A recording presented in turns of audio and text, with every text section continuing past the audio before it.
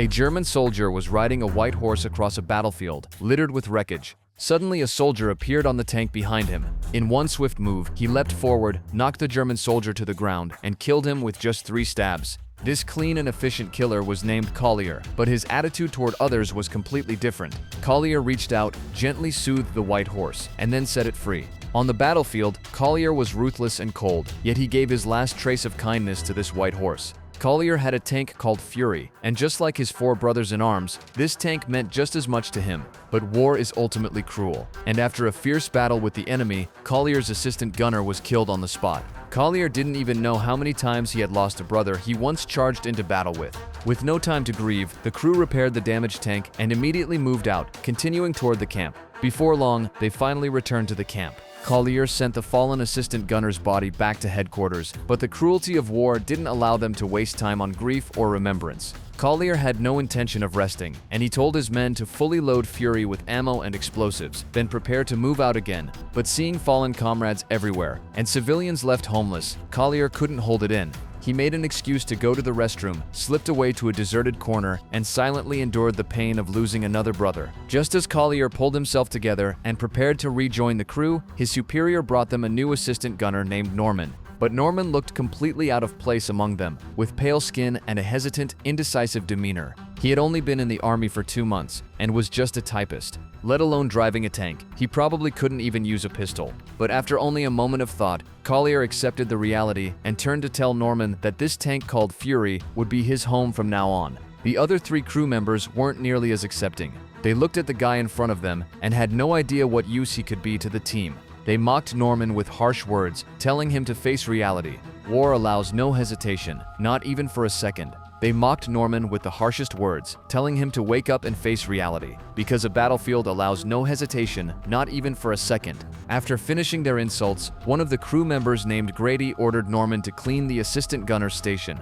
Looking at the blood-soaked, mangled spot in front of him, Norman tried his best to hold it together, but in the end, he threw up. Before moving out, Collier tossed Norman a machine gun, while Grady casually showed him how to use it. Without even a chance to practice, Norman followed Collier and the Tank Fury toward the next town that needed support.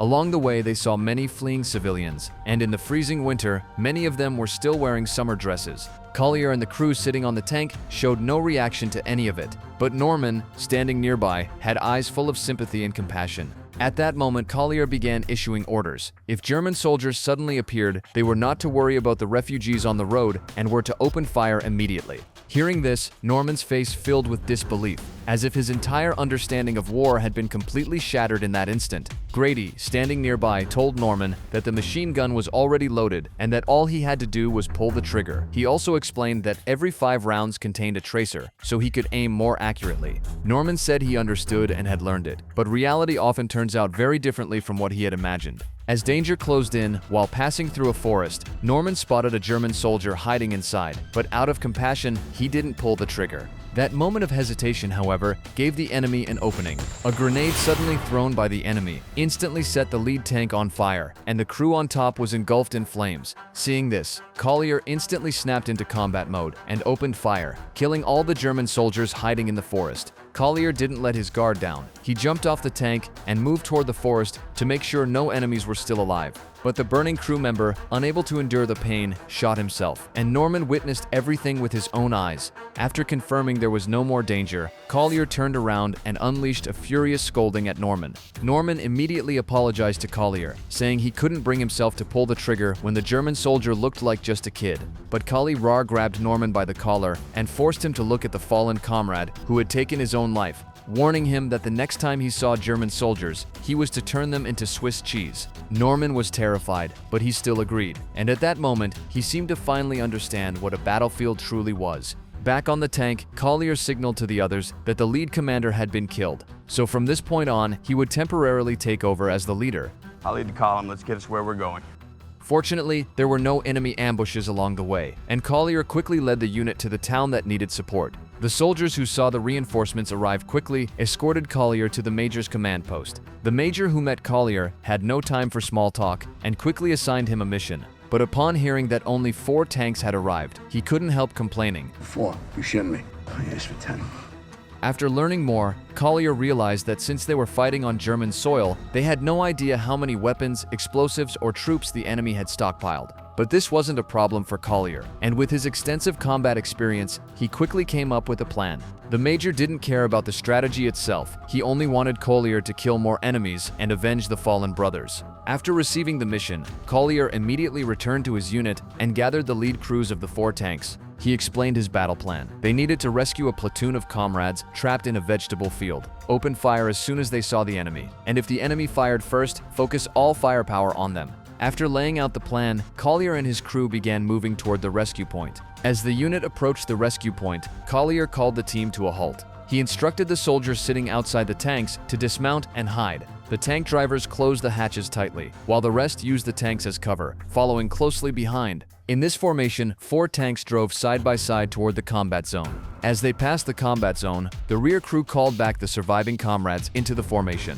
But the rescue mission didn't go smoothly. As Collier's unit approached the enemy, hidden foes in the shadows opened fire on the tanks, and war flared up instantly. Seeing this, Collier directed the tank crews to fire at the hidden enemy gunners. Norman, who didn't understand the orders, was still confused, but the team successfully eliminated the enemy sniper nest. The enemy was torn apart instantly, and the war fully erupted. As Collier's unit drew closer, the firefight intensified on the other side. At the critical moment, Norman ran out of bullets, and the enemy, seeing the sudden halt of fury, quickly aimed their guns at the tank. Fortunately, Grady, sitting nearby, saw the enemy's move and quickly shot them down. Using his experienced combat instincts, Collier quickly traced the enemy tank fire to locate the hidden tanks. He directed the tank crew to fire at the target, and in the next second, the first enemy tank was destroyed. Following that, Collier gave the command to destroy the second enemy tank. With the enemy's main firepower destroyed and the biggest threat eliminated, Collier directed the infantry hiding behind the tanks to advance toward the enemy positions.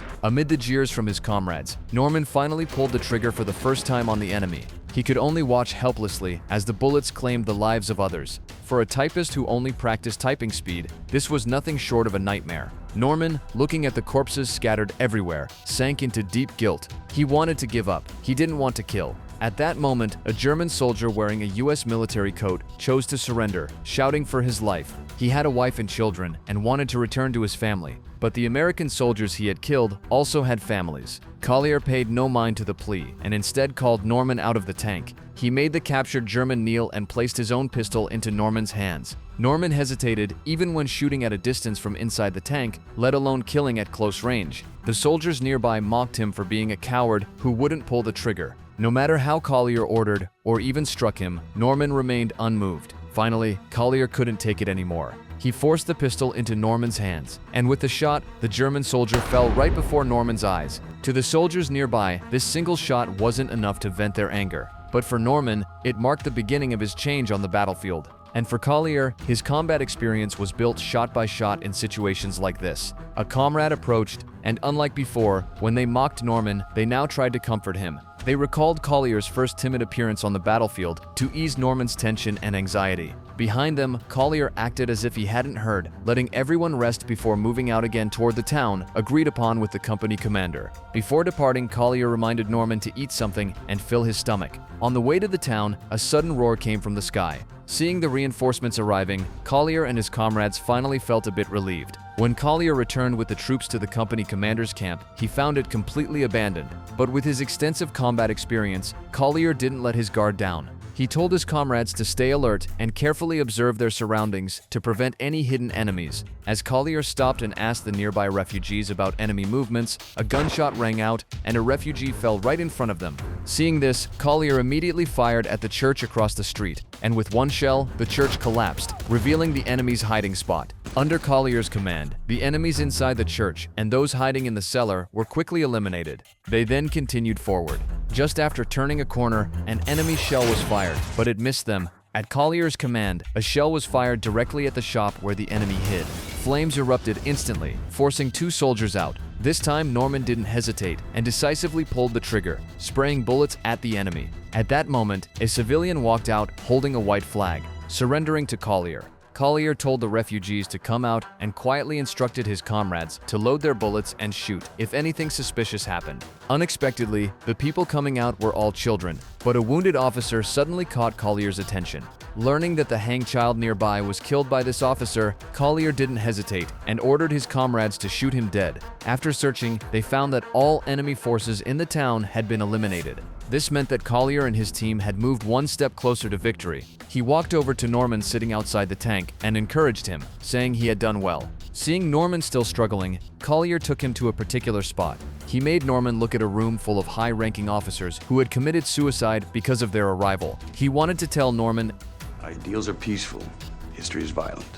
During the conversation, Collier noticed a woman hiding on the second floor, so he and Norman barged into the room where the two were. Seeing the woman's panicked expression, Collier thought the enemy might be hiding there, but after searching, he found no one except the woman's sister hiding under the bed. Collier didn't harm them, but asked the elder sister to boil some hot water for him. He placed his gun on the table, sat down, and asked the other woman to stand in front of him. The younger sister's name was Emma. Collier handed her some eggs he had saved, wanting the two to prepare food for him and his comrades. Just as Collier was about to wash up, he suddenly heard piano music. It was Norman playing. The beautiful piano music caught Emma's attention in the kitchen. She quietly walked behind Norman, admiring the man playing the piano.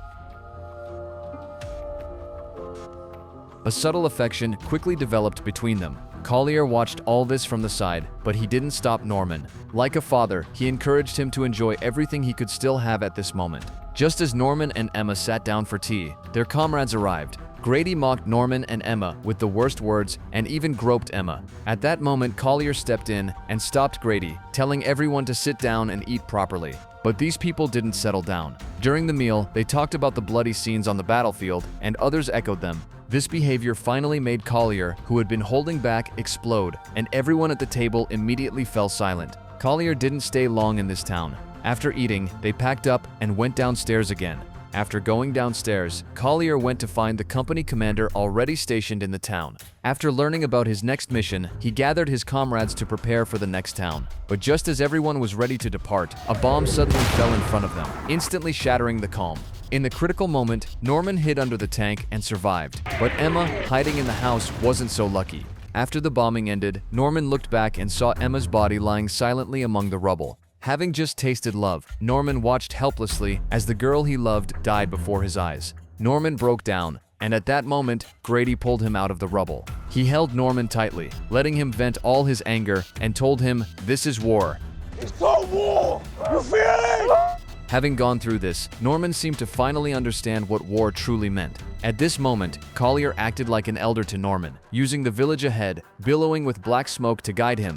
He told Norman about every war he had experienced, comforting him that the war might end soon. But before that, many would die. At this moment, the seed of hatred had already been planted in Norman's heart. The road to support was silent. Just when everyone thought nothing more would happen, a tank shell hit the last tank in the convoy, and it exploded instantly. Collier immediately entered combat mode and ordered the other 3 tanks, which hadn't been hit, to retreat in the opposite direction.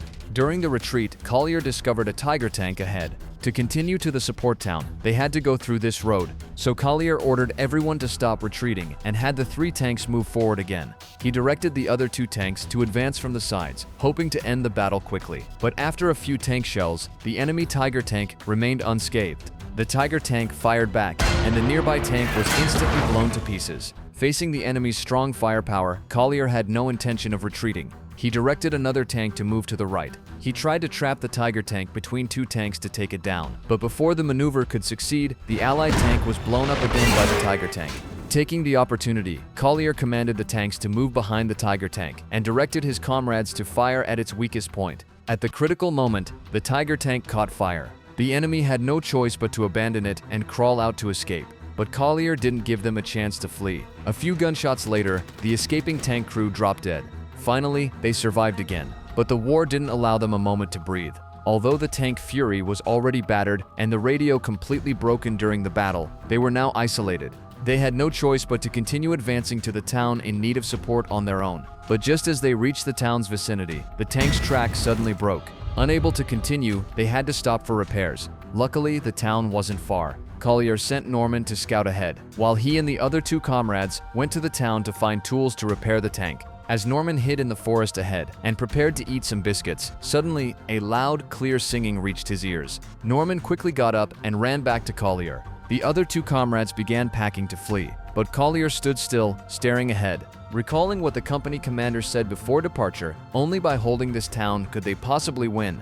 Collier climbed back onto Fury, wanting to face the approaching forces alone. Seeing Collier's determined attitude, Norman hesitated briefly, then also climbed onto Fury. The other two comrades followed and climbed up as well. They wanted to face the enemy ahead together. They first placed the enemy's corpses on the tank as camouflage, then hid inside the tank, preparing for the coming battle. Collier took out the beer he had saved for celebrating victory. Once opened, everyone took turns drinking while talking about their hopes for the future. At this moment, they were ready to face death. The enemy camp quickly approached the tank. They opened Fury to check for dropped equipment, but instead were met with a pile of bullets. They fired wildly at the enemy, using all the remaining bombs and bullets on the tank. But the tank's supplies were limited, and soon they ran out of bullets and grenades. The other two comrades were knocked down, and even the strongest fighter, Collier, was injured. With no choice, he hid inside the tank and closed the hatch tightly. Watching his comrades fall one by one and being unarmed himself, Collier realized he would not survive this.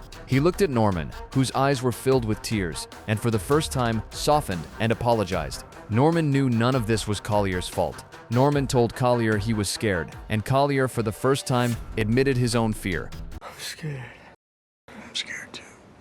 Seeing the frightened Norman, Collier told him there was a hidden hatch under the tank, and he could escape through it and hide beneath the tank. No sooner had he spoken than the tank hatch was opened, and two grenades were thrown near Collier. Before the grenades exploded, Norman escaped from the tank, hiding beneath it, leaving the rest to fate. Norman lay still on the ground. At that moment, a soldier noticed him hiding under the tank but said nothing. When Norman woke up again, the enemy had already left. He survived, but Collier had died inside the tank. He took off his own clothes and covered Collier's face with them. In the end, Norman was rescued by the reinforcements. He was hailed as a hero by his comrades. While sitting in the vehicle, Norman watched Fury disappear into the distance. Fury remained forever in the town he had last wanted to protect. And for Norman, whether peace or war awaited him, even he could not predict his future.